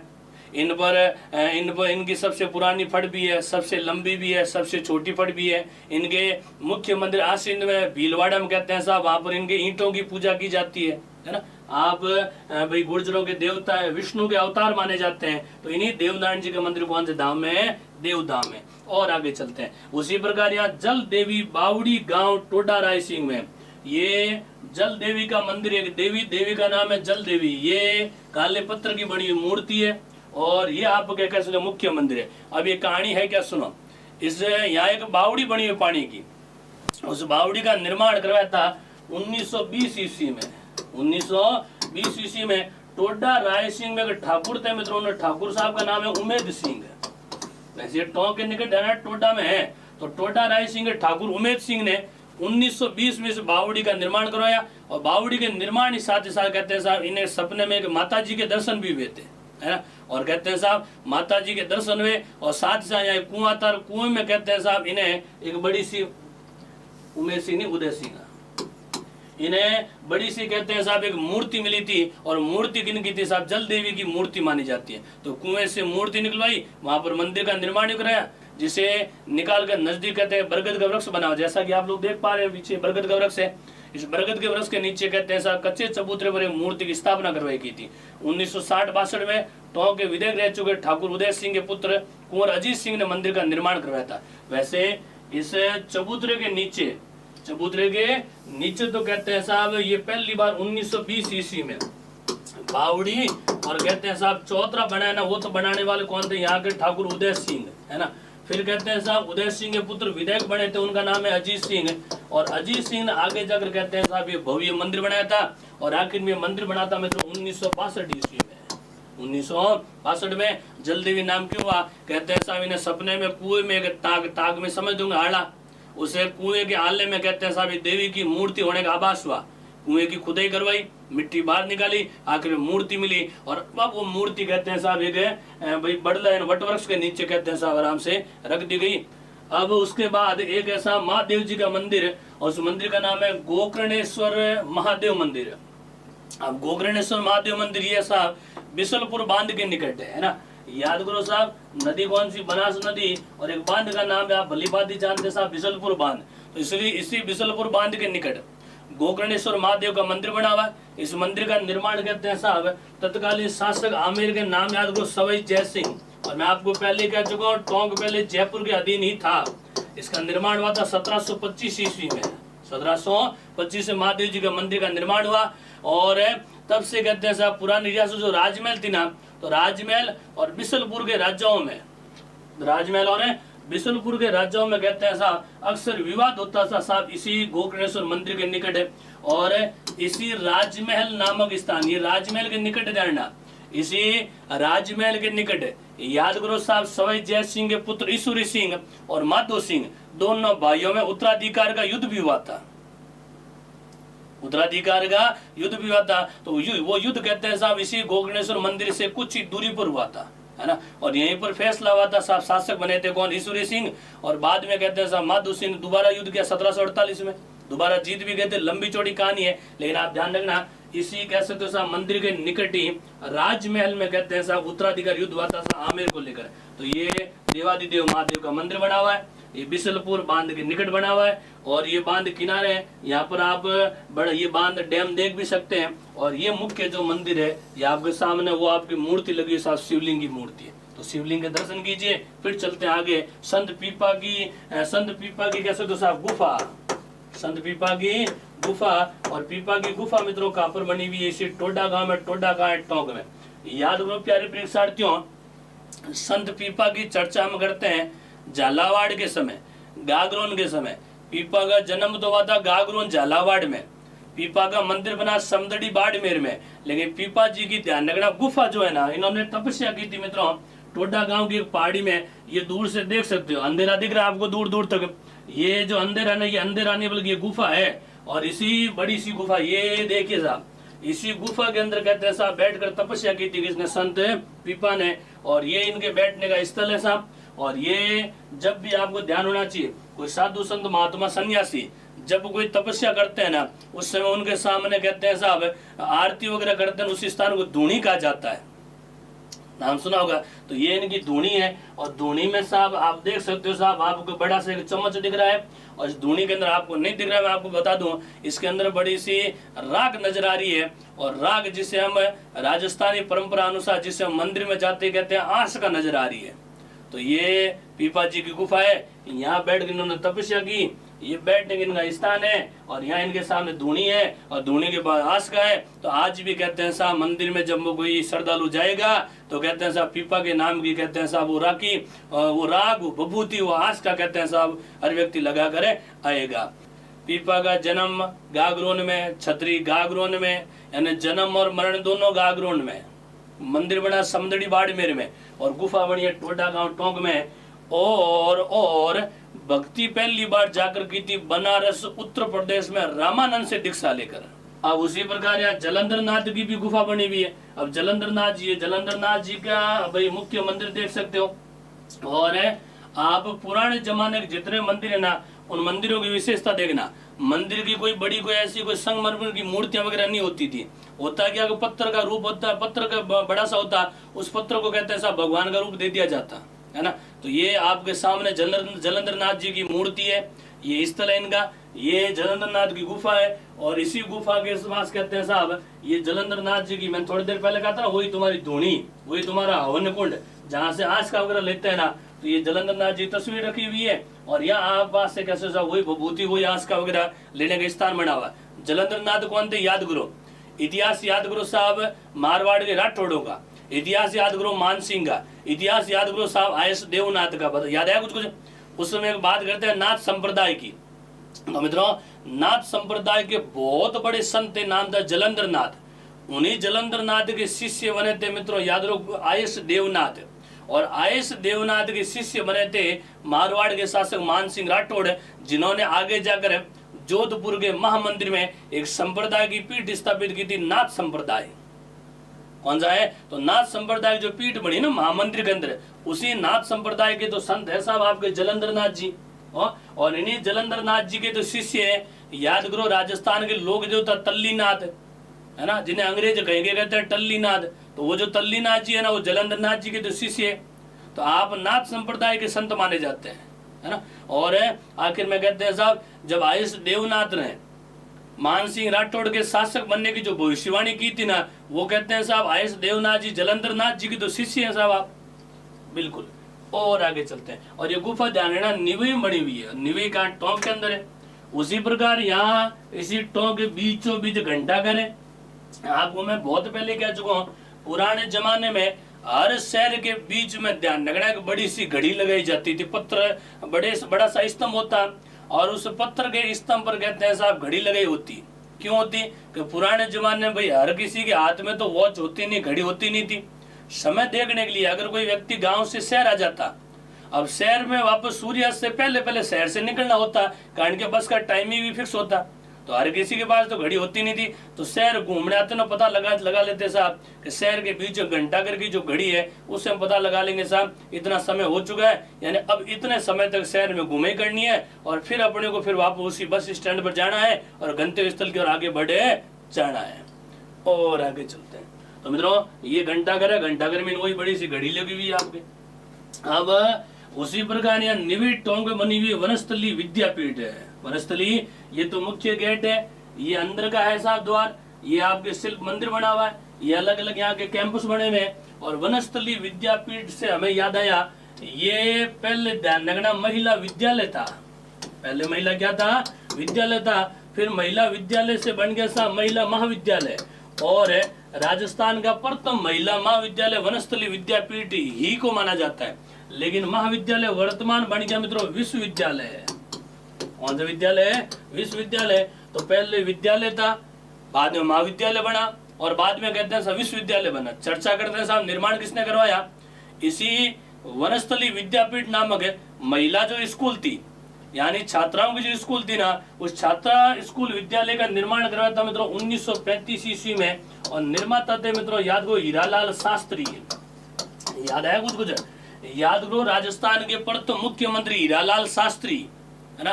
तो कहते हैं साहब हीरालाल शास्त्री ने 1935 ईस्वी में जीवन शिक्षा कुटीर नाम से एक महिला विद्यालय की स्थापना की, और उसी के बाद में नाम रखा था वनस्थली विद्यापीठ। यही बाद में महाविद्यालय बना, और उसी प्रथम महिला विद्यालय की प्रथम अध्यक्ष महोदया बनी थी मित्रों, कहते हैं साहब इन्हीं हीरालाल जी की पत्नी। और हीरालाल जी की पत्नी का नाम था मित्रों याद कीजिए रत्ना शास्त्री। तो मित्रों इस विद्यापीठ की स्थापना तो की थी हीरालाल शास्त्री ने, इसकी प्रथम अध्यक्ष बनी थी इन्हीं हीरालाल जी की घरवाली मित्रों, नाम याद रखना रत्ना शास्त्री। और रत्ना शास्त्री राजस्थान की वो प्रथम महिला है जिन्हें पहली बार कहते हैं साहब पद्मश्री पुरस्कार से सम्मानित किया गया था, है ना। तो पद्मश्री पुरस्कार से सम्मानित होने वाली राजस्थान की प्रथम महिला पूछे ना तो वो कौन थी? रत्ना शास्त्री थी। मित्रों हमें और याद आता है रत्ना शास्त्री वो महिला है जो कहते हैं साहब गांधी जी के नमक आंदोलन के समय 6 महिलाएं जब जेल गई थी ना, उन 6 में से उन 6 महिलाओं का नेतृत्व करने वाली रत्ना शास्त्री ही थी। तो कहते हैं साहब रत्ना शास्त्री के नेतृत्व में 5-6 महिलाओं ने जेल भरोए नमक आंदोलन के समय जेल जाने वाली महिलाओं में कहते हैं साहब सबसे अग्रणी भूमिका निभाने वाली कौन थी? रत्ना शास्त्री ही थी। तो कहते हैं प्रथम अध्यक्ष महोदय रत्ना शास्त्री है। अब ये राजस्थान का बहुत बड़ा महिला विश्वविद्यालय बन चुका है। और हीरालाल शास्त्री कहते हैं साहब भाई वो शांताबाई, हीरालाल शास्त्री की पुत्री शांताबाई के अल्पायु में जब निधन हो गया तो अपनी पुत्री की याद में कहते हैं साहब दोनों ने भाई पति और पत्नी दोनों ने मिलकर एक स्कूल की स्थापना की। और स्थापना होने के बाद कहते हैं साहब बाद में इनकी प्रथम अध्यक्ष महोदय बनी थी इन्हीं की घरवाली, और नाम है मित्रों कौन सी? रत्ना शास्त्री। तो ये वनस्थली विद्यापीठ है, और ये बहुत बड़ा विद्यापीठ अब आपका विश्वविद्यालय यूनिवर्सिटी भी बन चुकी है। और आगे चलते हैं। यहाँ अरबी और फारसी अनुसंधान संस्थान बना हुआ है। याद करो साहब हमने टोंक की शुरुआत के साथ बताया था कि साहब टोंक का एक नवाब था, नाम याद कीजिए इब्राहिम खान। उसी इब्राहिम खान ने 5-10 पुस्तकों से शुरुआत की थी साहब टोंक के अंदर छोटे से पुस्तकालय की। अब वो पुस्तकालय धीरे धीरे कहते हैं साहब उत्तरोत्तर रूप से प्रगति करते गया। अब ये कहते हैं साहब अरबी और फारसी भाषा का बहुत बड़ा अनुसंधान संस्थान बन गया। इस अनुसंधान संस्थान की स्थापना हुई थी मित्रों 4 दिसंबर 1978। 4 दिसंबर 1978 ईस्वी को अरबी और फारसी भाषा का अनुसंधान संस्थान है जिसको वर्तमान रूप दिया गया। पहली बार शुरुआत तो की गई थी कहाँ से?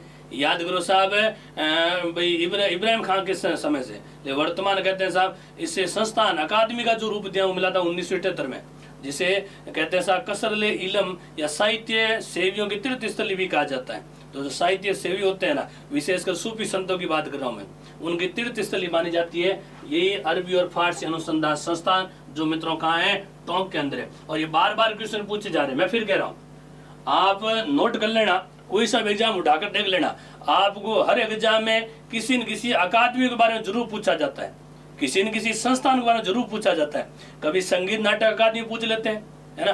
कभी आपको कोई अरबी फारसी शोध संस्थान पूछ लेते हैं, कभी ब्रज अकादमी पूछ लेते हैं, है ना। तो ये अलग अलग जितने भी अकादमी है, जितने भी कभी आयुर्वेद संस्थान पूछ लेते हैं, तो इन संस्थानों के मुख्यालय के बारे में आपको ध्यान होना ही चाहिए, है ना। कभी कभी बार वो संस्कृत साहित्य के बारे में पूछ लिया जाता है, कभी आपको हिंदी साहित्य के बारे में पूछ लिया जाता है। ये तो अरबी साहित्य के बारे में, हिंदी साहित्य का भाई अलग अलग अकादमी है, संस्कृत साहित्य अलग अकादमी बनी हुई है। तो ये सारी भी अकादमी है ना, उन अकादमी स्थापना के सन और अकादमी कहाँ कहाँ बनी हुई है, ये आप स्पष्ट रूप से मैं कह रहा हूँ आपको याद होना बहुत आवश्यक है। कारण क्या, हर बार ये अकादमी पूछी जाती है और इसमें आपके कहीं ना कहीं गफलत जरूर होती है। तो प्यारे परीक्षार्थियों, आज का होमवर्क है, समझ लो, आज आप घर बैठे बैठे जितने भी जो भाई एकेडमी बनी हुई ना, जितने भी जो अकादमी है, जितने भी संस्थान है ना, उन संस्थानों के सन और संस्थान की स्थापना कब और कहाँ पर हुई, इसकी पूरी लिस्ट आपके पास होनी चाहिए। और आगे चलते हैं। अब यहाँ पर केंद्रीय भेड़ एवं ऊन अनुसंधान संस्थान भी है, और वो कहाँ मित्रों, अविका नगर में। और अविका नगर मित्रों कहाँ है, टोंक में। वैसे भेड़ वगैरह ये सर्वाधिक है तो बाड़मेर के अंदर, लेकिन भेड़ों का अनुसंधान संस्थान कह सकते हो। यहाँ ऊन अनुसंधान संस्थान है ना, वो मित्रों का अविका नगर में। स्पष्ट आप लोग देख पा रहे हो, यहाँ लिखा हुआ साहब, केंद्रीय भेड़ ऊन अनुसंधान संस्थान अविका नगर, CSWRI। और ये आपकी भेड़ की छतरी भी बना रखी है ना। तो भेड़ की छतरी बना रखी है, और ये आप देख सकते हो साहब, भेड़, इस भेड़ का नाम है गेरोल, है ना। ये मालपुरा की कह सकते हो साहब प्रसिद्ध भेड़ मानी जाती है। मालपुरा वही टोंक के अंदर है ना। ये आप देख सकते हो साहब, ये मुझे भेड़ तो नहीं लग रही है, मुझे बकरी नहीं बल्कि बकरा लग रहा है, लेकिन जो भी है, बकरी बकरा भेड़ भेड़ा जो भी है, इनके भी चित्र बना रखे हैं। यानी वो भी आप कह सकते हो साहब बिल्कुल मेटल से बनी हुई, धातु से बनी हुई प्रतिमा है, और ये प्रतिमा लगा रखी साहब इसी अविका नगर के अंदर। तो मित्रों, भेड़ ऊन अनुसंधान संस्थान है, इसका कार्यालय भी कहाँ बताओगे आप, इसी भाई टोंक के अंदर। और आगे चलते हैं। अब उसी प्रकार ये एक मुबारक महल भी बना हुआ है। वैसे नाम मुबारक महल है, कौन सा महल है, मुबारक महल है। लेकिन मुबारक बात ये है कि साहब केवल महल का नाम रहा है, केवल महल की पोल पोल रही है। अंदर कहते हैं साहब 2-4 छोटी मोटी दुकानें बनी हुई है, लेकिन जो भी बनी हुई है, आपको इस महल के बारे में यूं याद रखना है कि मुबारक महल वो स्थान है जहाँ पर ईद उल जुहा जो फिलहाल हुआ था ना, ईद उल अजहा, है ना। तो ईद उल जुहा जिसे कहते हैं बकरीद, समूचे भारत के अंदर है, बकरीद के अंदर है। बकरीद के ऊपर, बकरीद उत्सव पर कहते हैं साहब मुस्लिम संप्रदाय द्वारा पकाया क्या जाता है बकरा, लेकिन यहाँ पर कहते हैं साहब बकरा नहीं पकाया जाता बल्कि ऊंट की बलि दी जाती है। तो मित्रों, मुबारक में लिए वही स्थान है, इस पोल से कहते हैं साहब ऊंट को डाला जाता है, और कहते हैं साहब यहाँ पर ऊंट की बलि दी जाती है, ऊंट की। और पूछने कब दी जाती है, तो मित्रों याद रखना बकरीद पर, जिसे कहते हैं ईद उल जुहा, ईद उल अजहा। तो मित्रों कहा जाता है साहब समूचे भारत में जब ईद उल जुहा होता है उस समय बलि तो बकरे की होती है, लेकिन यहाँ कहते हैं साहब बकरे की बलि नहीं। एक ऐसा स्थान है टोंक में जिसका नाम मुबारक महल, यहाँ पर कहते हैं साहब ऊंट भाई ऊंट की कहते हैं साहब बलि दी जाती है। अब देखो रोक लगाने का कारण ये है भाई, जैसे जैसे वन्य जीव के एक्ट भाई ज्यादा भाई प्रभावी हो रहे हैं ना, वैसे वैसे आपके प्रशासन द्वारा हर मेले में भाई हर जगह बलियों की रोक हो ही रही है। लेकिन एक साधु को तो पूछ भी ले कि बताओ साहब ऐसा कौन सा स्थान है जहाँ पर बकरीद पर बकरे की नहीं बल्कि ऊंट की बलि होती है, तो याद रखना मुबारक महल। और मुबारक महल कहाँ बताओगे, टोंक के अंदर। 6 अक्टूबर 2014 को, है ना। वैसे कहते हैं साहब टोंक जिले में एक सोसाइटी बनी जिसका नाम है अंजुमन सोसाइटी ऑफ खानका एक अमीरिया ने 6 अक्टूबर 2014 को ईद उल जुहा के त्योहार के अवसर पर ऊंट की बलि की अपनी 150 वर्ष पुरानी परंपरा को समाप्त करने का फैसला किया है ना। यानी 2014 के बाद अब ऊंट की बलि यहाँ पर नहीं होती है। यानी 2014 से पहले पहले ऊंट की बलि होती थी, लेकिन अब कहते हैं साहब 2014 में इस बलि पर रोक लगा दी। डेट कोई पूछे तो बताना 6 अक्टूबर 2014। इनकी भी एक सोसाइटी होती है और वो है अंजुमन सोसाइटी ऑफ खानका अमीरिया, है ना। तो 150 साल से जहाँ ऊंट की बलि हो रही है अब रोक लग गई है, और ये निर्णय ऊंट को पालतू पशु की श्रेणी में भाई राज्य पशु दर्जा मिलने के बाद की गई। आपको ध्यान होना चाहिए भाई, राजस्थान का राज्य पशु वैसे है तो चिंकारा, है ना, लेकिन पालतू पशुओं की बात करें राजस्थान के भाई पालतू राज्य पशु की बात करें तो मित्रों पालतू राज्य पशु कौन सा है, आपके ऊंट है। तो कहते हैं साहब जब से 2014 से ऊंट को राज्य पशु का दर्जा दिया ना, तब से कहते हैं साहब यहाँ ऊंट की बलि पर पूर्ण रूप से क्या लग चुकी, रोक लग चुकी है। और आप भली बात समझते हैं कि भाई जिसे किसी राज्य केंद्र या यूनेस्को द्वारा जिसे कि धरोहर का दर्जा मिल जाता है, जिससे कहीं न कहीं कि भाई जिसके पीछे संरक्षण नाम जुड़ जाता है, तो संरक्षण नाम जुड़ने के बाद फिर उसकी हत्या या बलि पर कहते हैं साहब रोक लग जाती है, और अगर होती भी है तो बलि देना या फिर हत्या करना वो दंडनीय अपराध भी होता है।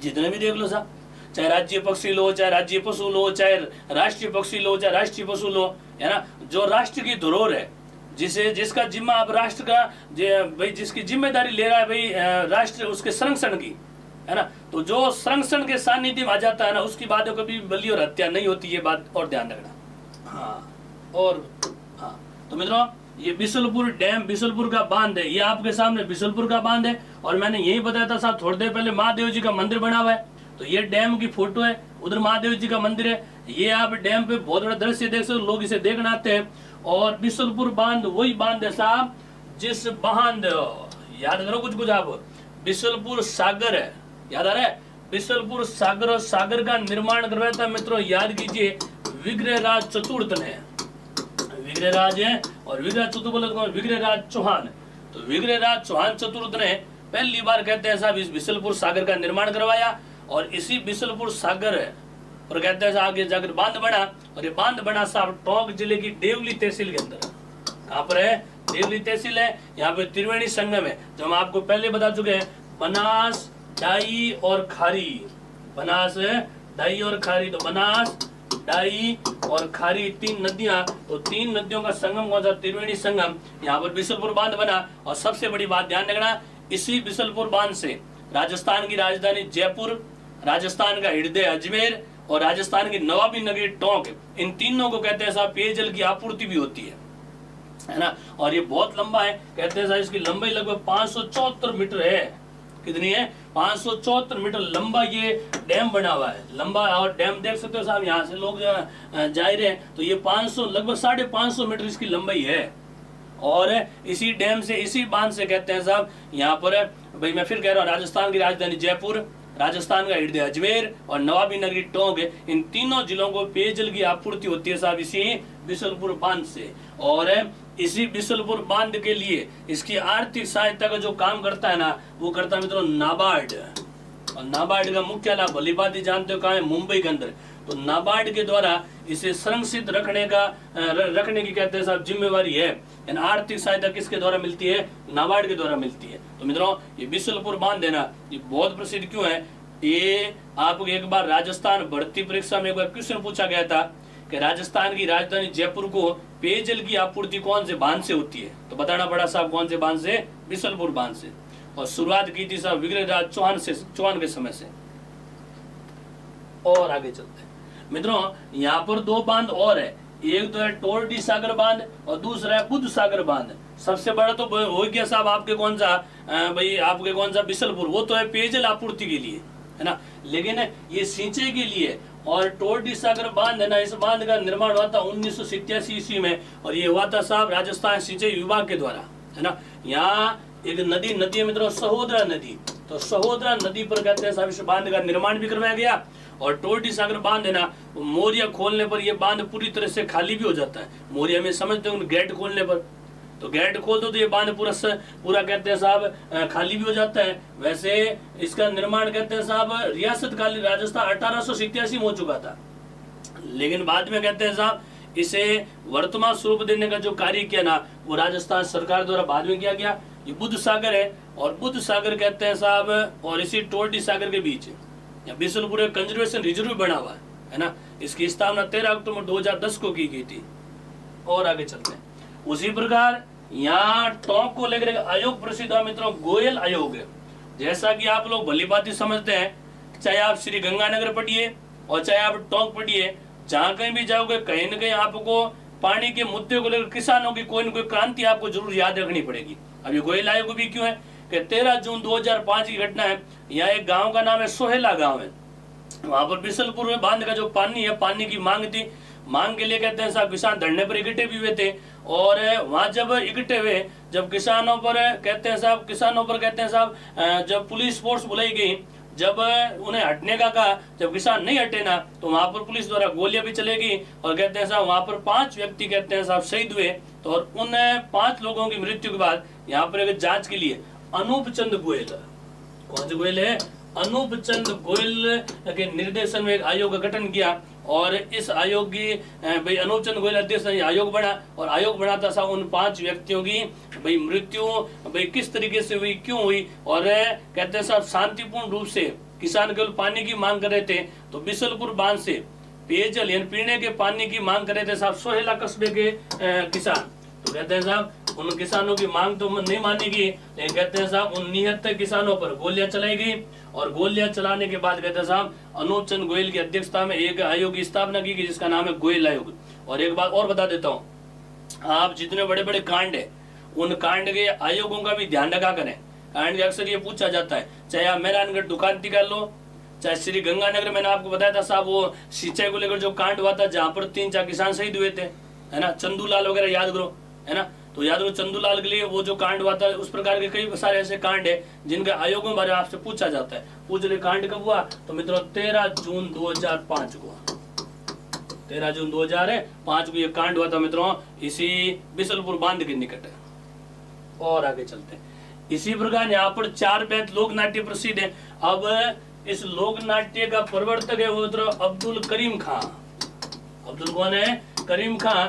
जैसा कि आप लोग जब लोक कला पढ़ते हो, जब आप लोक नाट्य पढ़ते हो ना, तब आपको बताया जाता है कि 4 में लोक नाट्य कहाँ का प्रसिद्ध है? टोंक का है। अब ये लोक नाट्य होता कैसे? ये लोक नाट्य होता है शेर और शायरी के साथ होता है क्या, और ये विशेषकर नवाबी अंदाज में होता है। कौन अंदाज में? तो नवाबी अंदाज में कैसे? कहते हैं साहब 2 दल बना लिए जाते हैं। एक दल होता है आमने, दूसरा होता है सामने। घुटनों के बल बैठ जाएंगे, हाथों में हरे हरे रुमाल ले लेंगे, हरी हरी टोपियां पहन लेंगे। तो 2 दल कहते हैं साहब में शेर और शायरी के माध्यम से, शेर और शायरी के माध्यम से होने वाली जो काव्य प्रतियोगिता है ना, वही प्रतियोगिता क्या कहलाती है? 4 बैत कहलाती है। और इसकी शुरुआत की थी मित्रों अब्दुल करीम खान ने। और 4 बैत लोक नाट्य कहाँ का प्रसिद्ध है? आपके जयपुर का, जिस पर सॉरी टोंक का। जिस प्रकार हमने आपको बताया था एक भाई नाट्य प्रसिद्ध है रमत। अब रमत में क्या होती है? काव्य प्रतियोगिता होती है, यहाँ 2 बोले जाते हैं। उसी प्रकार 4 बैत में शेर और शायरी बोली जाती है। तो नवाबी अंदाज में शेर और शायरी के माध्यम से होने वाली प्रतियोगिता है ना, उसे तो कहते हैं कौन सी बैत है? 4 बैत है। और आगे चलते हैं। उसी प्रकार आपके सभ्यता स्थल आपको याद रखना मित्रों रेड, कौन सा है? और रेड वर्तमान का टोंक में यहाँ जब खुदाई हुई ना, तो खुदाई में कहते हैं साहब इस्पात के सिक्के मिले थे। इस्पात बोले तो लोहे के सिक्के मिले थे। और कहते हैं साहब लगभग सिक्कों की संख्या थी 5000। तो कहते हैं साहब 5000 लोहे के सिक्के मिले। और इन्हीं सिक्कों के मिलने की वजह से इसे कहते हैं साहब, इसे कहते हैं राजस्थान की टाटा नगरी। कौन सी नगरी? या फिर कहते हैं साहब प्राचीन भारत, प्राचीन है भारत का टाटा नगर है। प्राचीन भारत का टाटा नगर कैसे है सुनो, आपको ध्यान होना चाहिए। हिंदुस्तान की वास्तविक टाटा नगरी है ना, उसकी स्थापना की थी एक उद्योगपति नाम था जमशेदजी टाटा। और वो कहा जमशेदपुर में। जमशेदपुर कहा? झारखंड के अंदर। समझ आ रहा कुछ कुछ? फिर से कह रहा हूं मैं साहब, इस्पात का उद्योग लगाने वाले उद्योगपति कौन थे? जमशेदजी टाटा थे। उन्होंने जमशेदपुर नगर बसाया, वहां पर इस्पात का उद्योग लगाया, उसका नाम हो गया टाटा नगरी। अब ये तो उद्योग फिलहाल लगा था साहब के 20वीं शताब्दी में, लेकिन आज से 3000 साल पहले लगभग 5000 इस्पात के सिक्के कहां से मिले थे साहब? इसी रेड से। इसीलिए कहते हैं साहब ये तो प्राचीन भारत का भी टाटा नगर रहा हुआ है ना। इसीलिए कहते हैं प्राचीन भारत का टाटा नगर, या फिर कहते हो राजस्थान की कौन सी नगरी? टाटा नगरी। वो है रेड। और रेड वर्तमान कहाँ है? टोंक के अंदर। और आगे चलते हैं मित्रों। टोंक जिले के मेले याद रखना। याद करो साहब भाई कल्याण जी का मेला, मैंने आपको थोड़ी देर पहले बताया था, श्रावण शुक्ल एकादशी से लेकर पूर्णिमा तक डिग्गी के अंदर। उसी प्रकार देवधाम जोधपुरिया भाद्रपद शुक्ल सप्तमी और अष्टमी दोनों याद रखना। और माघ शुक्ल सप्तमी और अष्टमी को मेला कहाँ लगेगा? जोधपुरिया जो कहाँ है? न्यू का टोंक में। पुलानी एकादशी जी का मेला भाद्रपद एकादशी, याद करो साहब हुई आपके भाद्रपद एकादशी। इसे कहते हैं, याद करो आप भाई देव झूलनी। कौन सी है? देव झूलनी 11 या फिर कहते हैं साहब जल झूलनी 11। तो जल झूलनी 11 को लगता है साहब पुलानी एकादशी मेला। यहाँ चांद सेन का भसु मेला लगता है। और ये मेला अंग्रेजी महीने के मुताबिक लगेगा मार्च और अप्रैल के अंदर। यहाँ से गुजरने वाले नेशनल हाईवे की बात करूं तो NH 52, NH 552 और NH 148D, यानी 3 राष्ट्रीय राजमार्ग कहाँ से गुजरते हैं साहब, इसी आपके कह सकते हो। और आगे चलते हैं, यहाँ महान व्यक्तित्व की बात करें तो व्यक्तित्व याद रखना मित्रों दामोदर लाल व्यास। अब मित्रों याद करना, दामोदर लाल व्यास का जन्म हुआ था 9 नवंबर 1909 को, मृत्यु हुई थी 14 जनवरी 1976 को। और दामोदर लाल व्यास वही व्यक्ति है जिन्हें राजस्थान का लौह पुरुष कहा जाता है, राजस्थान का लौह पुरुष कहा जाता है। और कहते हैं साहब दामोदर लाल व्यास वही हस्ती है जो राजस्थान में 1 बार नहीं 2 बार नहीं बल्कि 3 बार कहते हैं साहब विधायक रहे हुए हैं। कितनी बार है? 3 बार विधायक रहे, 1952, 1900 कहते हैं साहब 57 और 1961 के अंदर है। 1952, 1957 और 1961, यानी 3 बार कहते हैं साहब टोंक से आप विधायक रहे। टोंक में क्षेत्र पूछे तो मालपुरा क्षेत्र। आप 3 बार मंत्री पद पर भी रहे, पहली बार राजस्व मंत्री, दूसरी बार चिकित्सा और स्वास्थ्य मंत्री, और तीसरी बार कहते हैं साहब मोहनलाल सुखाड़े सरकार में कहते हैं साहब आप गृह मंत्री भी रहे हुए हैं, है ना। तो गृह मंत्री के रूप में भी कहते हैं साहब आप रहे थे दामोदर लाल व्यास। और दामोदर लाल व्यास जिन्हें राजस्थान का लौह पुरुष कहा जाता है, विशेषकर इन्हें याद किया जाता है कि भाई दामोदर लाल व्यास वही हस्ती है जिन्होंने राजस्थान की प्रथम महिला सांसद जयपुर की महारानी याद रखो गायत्री देवी, तो गायत्री देवी को मालपुरा विधानसभा सीट से हराने वाले भी कौन है? दामोदर लाल व्यास ही माने जाते हैं। और आगे चलते हैं, उसी प्रकार महान व्यक्तित्व याद रखना कर्पूर चंद कुलिस, जन्म हुआ था 20 मार्च 1926 को, मृत्यु हुई है 17 जनवरी 2006 को। और इन्हीं पर 5 रुपए का डाक टिकट भी जारी हुआ, और डाक टिकट जारी हुआ था 6 मई 2012 को। विशेष बात याद रखने लायक, कर्पूर चंद कुलिस जैसा कि आप लोगों को नाम से पता लग गया होगा, आप राजस्थान पत्रिका के संपादक माने जाते हैं। इन्हीं के कर कमलों से 1956 ईस्वी में राजस्थान पत्रिका का संपादन कार्य प्रारंभ हुआ। तो आप राजस्थान पत्रिका समाचार पत्र के प्रथम और प्रधान संपादक माने जाते थे। 1987 ईस्वी में इन्हें भारतीय भाषा उत्कृष्ट योगदानों के लिए 1990 में इन्हें BD गोयनका पुरस्कार से सम्मानित किया गया था। तो 1990 में BD गोयनका पुरस्कार मिला। 2000 में गणेश संकर विद्यार्थी पुरस्कार मिला। गणेश संकर विद्यार्थी आपको याद आए गए होंगे। इतिहास याद करो राजस्थान के भाई किसान आंदोलन का, याद कीजिए बिजोलिया किसान आंदोलन का। इतिहास याद कीजिए साहब राजस्थान में विशेषकर बिजोलिया में विजय सिंह पति का। और विजय सिंह पति के समय, बड़े सुना, विजय सिंह पति के समय गणेश संकर विद्यार्थी ने अपने समाचार पत्र प्रताप उसके माध्यम से बिजोलिया को राजनीतिक प्रकृति भी दी थी। तो मित्रों गणेश संकर विद्यार्थी पुरस्कार से सम्मानित हो रहे कर्पूर चंद कुलिस साहब, और इन पर डाक टिकट जारी हुआ था वर्ष 2012 में। तो प्यारे परीक्षार्थियों, आप राजस्थान पत्रिका नामक समाचार पत्र के प्रधान और प्रथम संपादक माने जाते हैं। इन्हीं के नाम से जयपुर में एक उद्यान बना हुआ, उस उद्यान का नाम है कर्पूर चंद कुलिस गार्डन, और उसे स्मृति वन भी कहा जाता है। घनघोर जंगल है साहब, दूर दूर तक बसा जंगल है, और उसी जंगल में छोटी छोटी गलियां बनी हुई है साहब, उससे वहां पर भ्रमण करने के लिए। तो मित्रों ये भ्रमण करने के लिए भी वहाँ कर्पूर चंद कुलिस नाम का गार्डन बना हुआ है, जिसे स्मृति वन के नाम से भी जाना जाता है। बनवारी लाल बेरवा, जन्म 19 जनवरी 1933 को, मृत्यु 22 जुलाई 2009 ईस्वी को। आप बनवारी लाल बेरवा आप राजस्थान यानी पूर्व राजस्थान में राजस्थान के उप मुख्यमंत्री भी रहे हुए हैं। आप याद करो राजस्थान की एकमात्र पहली जो महिला, पहली महिला जो मंत्री थी ना, वो कौन थी? कमला बेनीवाल। 1998 से 2003 के बीच, तो 1998 से 2003 में कमला बेनीवाल के साथ में उप मुख्यमंत्री बनवारी लाल बेरवा भी थे। तो मित्रों 1998 से 2003 तक राजस्थान में एक तो मुख्यमंत्री और 2 उप मुख्यमंत्री रहे थे। एक तो कमला बेनीवाल हो गए, और बाद में आप एक आगे कौन है? बनवारी लाल बेरवा। उसी प्रकार प्रभुलाल सैनी 25 सितंबर 1954 को, पिछली जो सरकार थी वसुंधरा सरकार, उसमें आप कृषि मंत्री रहे थे साहब 2003 से लेकर 2008 तक, 2003 से लेकर 2008 तक कह सकते हो। उसी प्रकार परीक्षा उपयोग की बात करें तो राजस्थान की एकमात्र मुस्लिम रियासत कौन सी है? टोंक है, बिल्कुल है साहब। टोंक का डिग्गीपुरा का राजा नृत्य बहुत प्रसिद्ध है। यहाँ पर एक नृत्य होता है राजा नृत्य, है ना। और राजा नृत्य में तो उन्हीं याद करो साहब डिग्गी के राजा कौन है? कल्याण जी। तो डिग्गी के राजा कल्याण जी के नाम से ही एक राज्य नृत्य ना बहुत ज्यादा प्रसिद्ध हुआ है। हाँ, अविका नगर है केंद्रीय भेड़ एवं ऊन अनुसंधान संस्थान है, बिल्कुल ऐसा बता ही दिया। 4 बैत लोक नाट्य गायन से लिए प्रसिद्ध है, बिल्कुल है। रेड एशिया का अब तक का सबसे बड़ा सिक्कों का भंडार तथा प्राचीन मूर्तियों का संग्रह प्राप्त हुआ है। और रेड सभ्यता स्थल जो का टोंक के अंदर शरडा रानी की बावड़ी है ना, वो भी बहुत ज्यादा प्रसिद्ध हुई है। आड़ी रानी की 1000 सीढ़ियों वाली बावड़ी, मैंने आपको थोड़ी देर पहले बताया था, बहुत बड़ा पर्यटक स्थल बन गया आड़ी रानी की बावड़ी, है ना। उसी प्रकार टोंक के पश्चिमी भाग में 84 बोली बोली जाती है।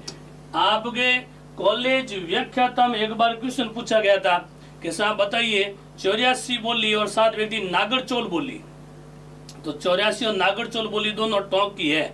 तो नागरचोल बोली जाती है सवाई माधोपुर और टोंक में, और 84 बोली जाती है मित्रों टोंक के अंदर। नमदे आपके टोंक के प्रसिद्ध है, बिल्कुल प्रसिद्ध है साहब। राजस्थान में मिर्च की मंडी टोंक में लगती है, बिल्कुल लगती है साहब।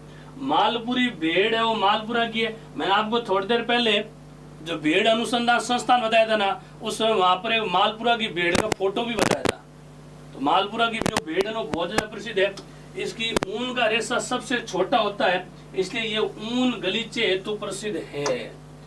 नवाब इब्राहिम अली खान का शासन टोंक का स्वर्ण युग माना जाता है। मैं आपको बार बार टोंक के शुरुआत से कह रहा हूँ कि साहब चाहे सुनहरी कोठी लीजिए, चाहे मुबारक महल लीजिए, और चाहे टोंक के आधुनिकरण का मामला लीजिए, आधुनिक निर्माता के रूप में माने जाते हैं कौन है? Ibrahim Khan. Rajasthan state tanneries limited Tonk 1971 में स्थापित हुआ। इस मिल से लेदर फोम, सोल लेदर आदि का निर्माण किया जाता। राज्य में तांबड़ा का सर्वाधिक उत्पादन है वो राजमहल और कुशालपुरा क्षेत्र होता है। और राजमहल और कुशालपुरा कहाँ पर मित्रों? टोंक में ही है। तांबड़ा याद रहो, पन्ना जो कई बार आपके अंगूठी के नगीने के रूप में भी लगता है। बिचपुरिया स्तंभ लेख उनियारा टोंक में है, 224 ईस्वी का है। इस लेख से यज्ञ अनुष्ठान का भी पता लगता है। स्मार्ट कार्ड योजना टोंक जिले में पायलट आधार पर शुरू हुई थी। स्मार्ट कार्ड योजना पहली बार टोंक से स्टार्ट की थी। मांडो ऋषि की तपोस्थली ये टोंक जिले के उनियारा में स्थित है। मांडो ऋषि यहाँ पर तालाब है। यहाँ प्रतिवर्ष कार्तिक पूर्णिमा से 15 दिवसीय पशु मेला लगता है और इसे मिनी पुष्कर के नाम से भी जाना जाता है। तो पूछा जाए कि बताओ साहब राजस्थान का मिनी पुष्कर कहाँ है, तो बता देना साहब मांडू ऋषि की तपो स्थित टोंक के अंदर। राज्य में चमड़े की रंगाई का एकमात्र कारखाना टोंक में है। संपूर्ण परिवार का फोटो वाला बीपीएल कार्ड जारी करने वाला जिला पहला आपका टोंक ही है। और मयूर बीड़ी का कारखाना वो भी कहाँ है? टोंक के अंदर है। तो ये था मित्रों आज आपके राजस्थान के जिला दर्शन में टोंक का जिला दर्शन। तो इसे चैनल पर आए हुए तमाम प्रतियोगी परीक्षार्थियों को उज्जवल भविष्य की हार्दिक शुभकामनाएं। सभी का दिन शुभ रहे। धन्यवाद, साधुवाद।